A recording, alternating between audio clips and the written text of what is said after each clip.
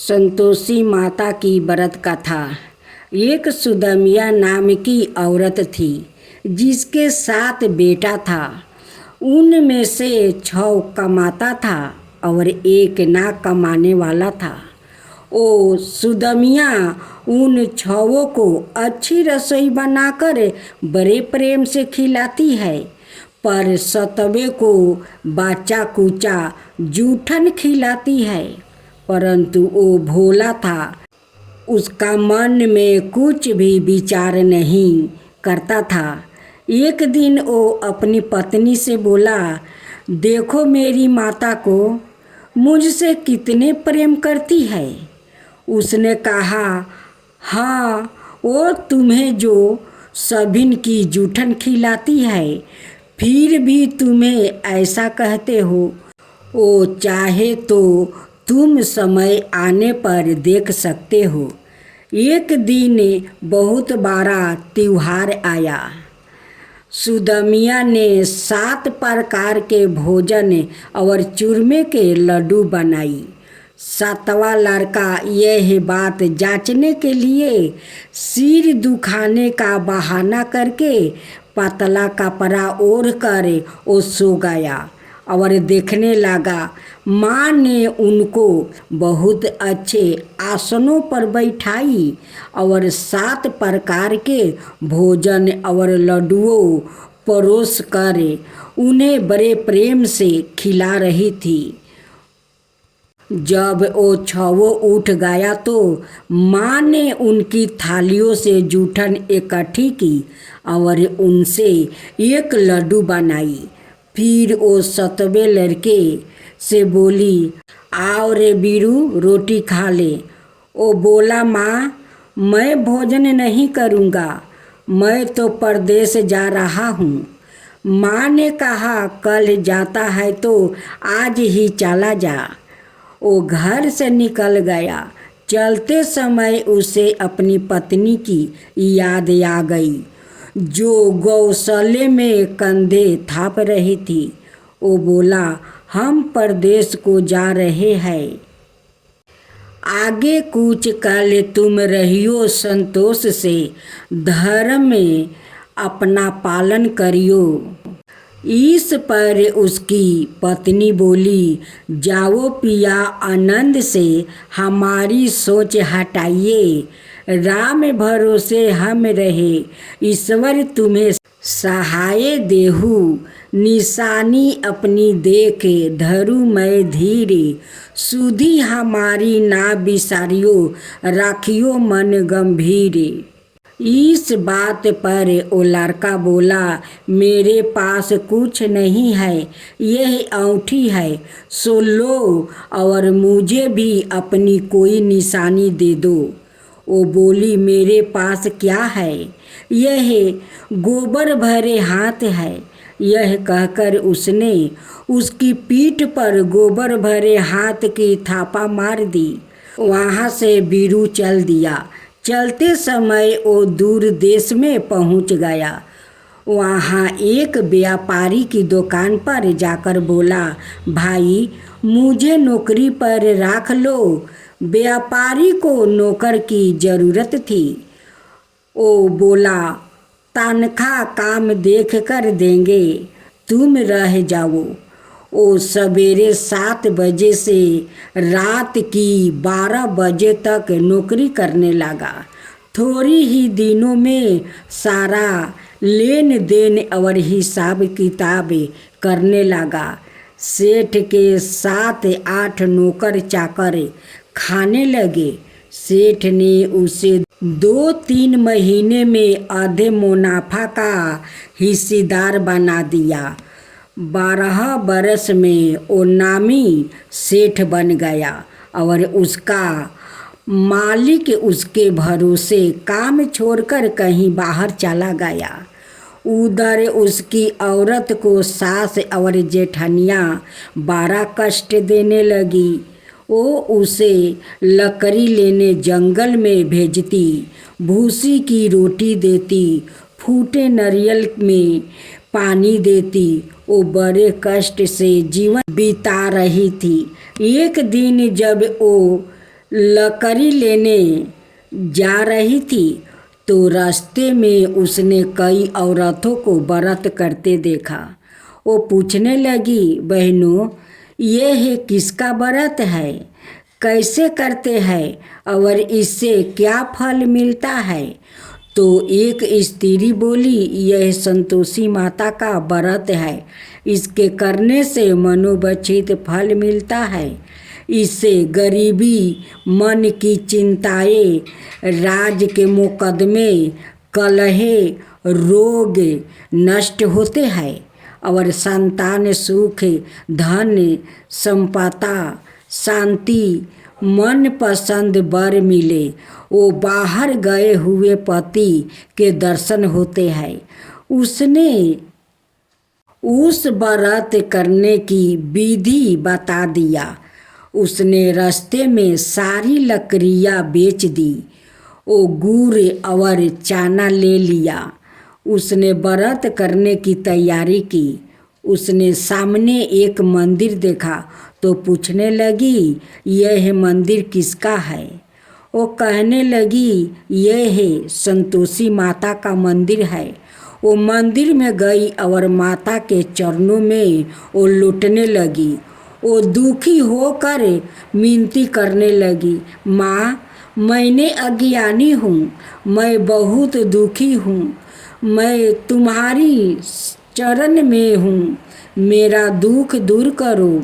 माता को दया आ गई।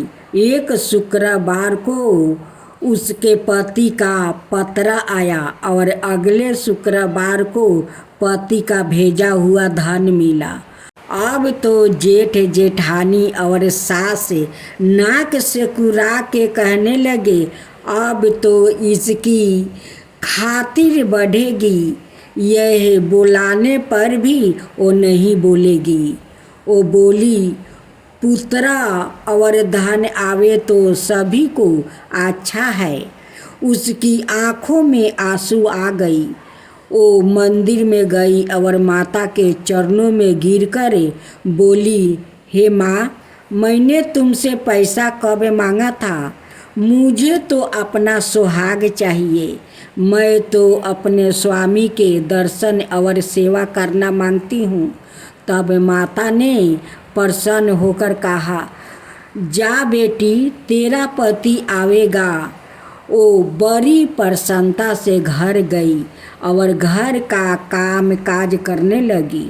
उधर संतोषी माता ने उसके पति को सपने में घर जाने और पत्नी की याद दिलाई। उसने कहा, माँ, मैं कैसे जाऊँ? परदेश की बात है, लेन देन का कोई हिसाब नहीं है। माँ ने कहा, मेरी बात माने, सवेरे नहा धोआ करे, मेरा नाम लेकर घी का दीपक जलाकर दंडवत करके दुकान पर बैठना। देखते देखते सारा लेन देन साफ हो जाएगा, धन का ढेर लग जाएगा। सवेरे उसने अपने सपने की बात सभी से कही तो सब दिलगी उड़ाने लगा। वो कहने लगा कि कहीं सपने भी सत्य होते हैं।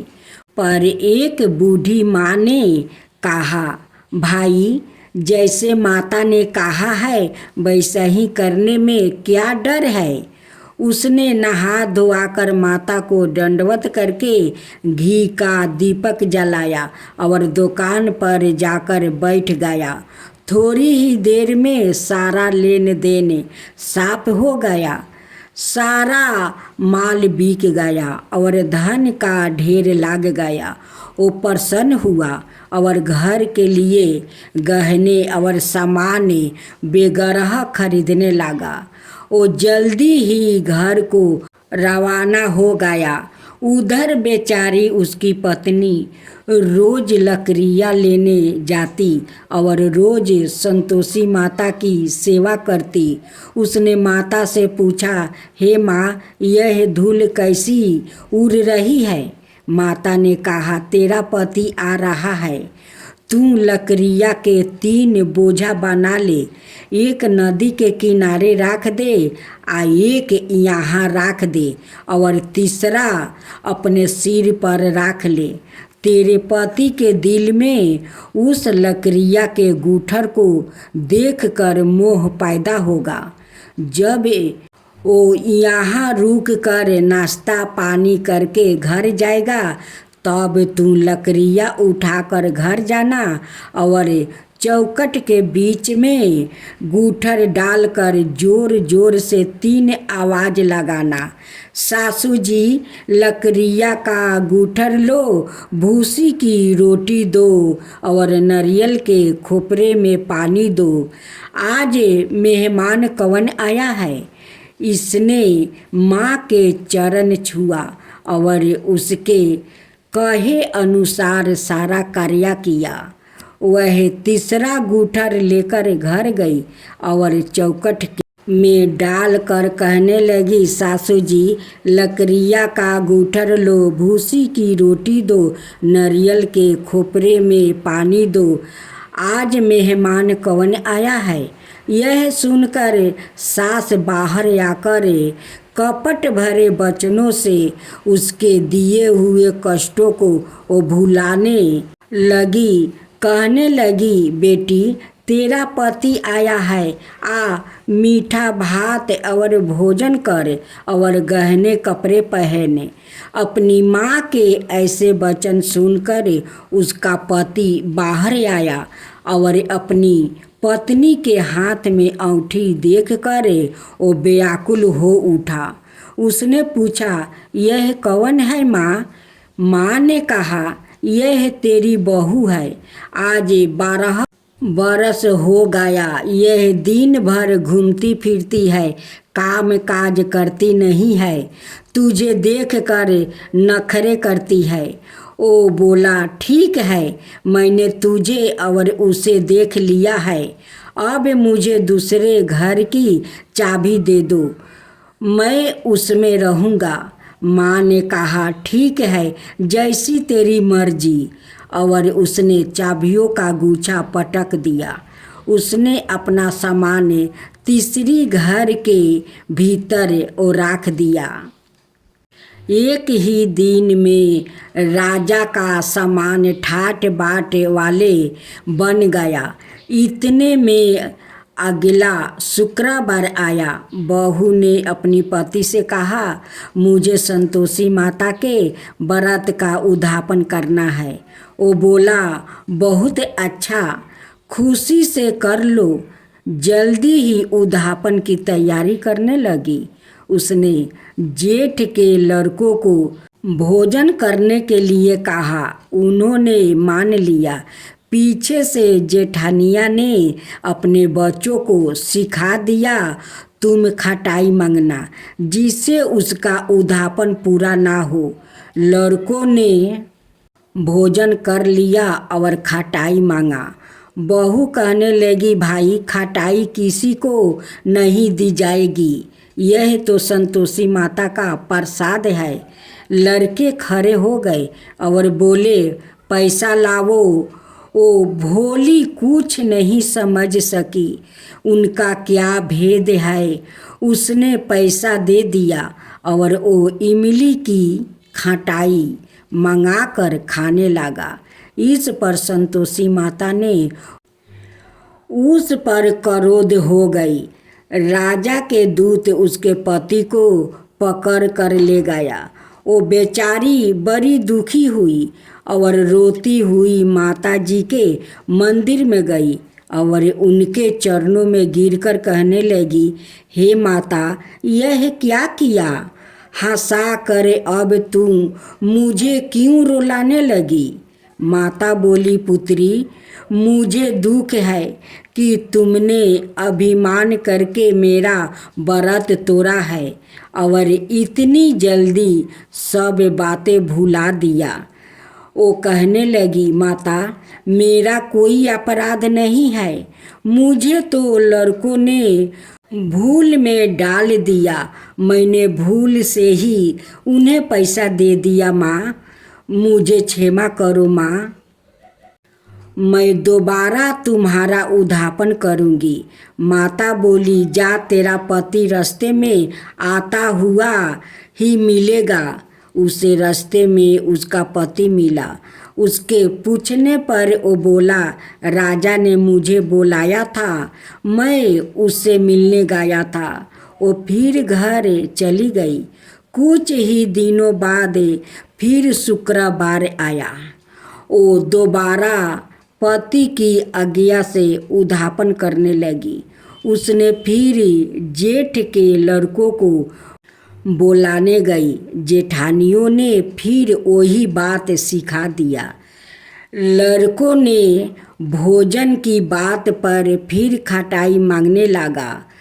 उसने कहा, खटाई कुछ भी नहीं मिलेगी, आना हो तो आओ, नहीं तो मत आओ।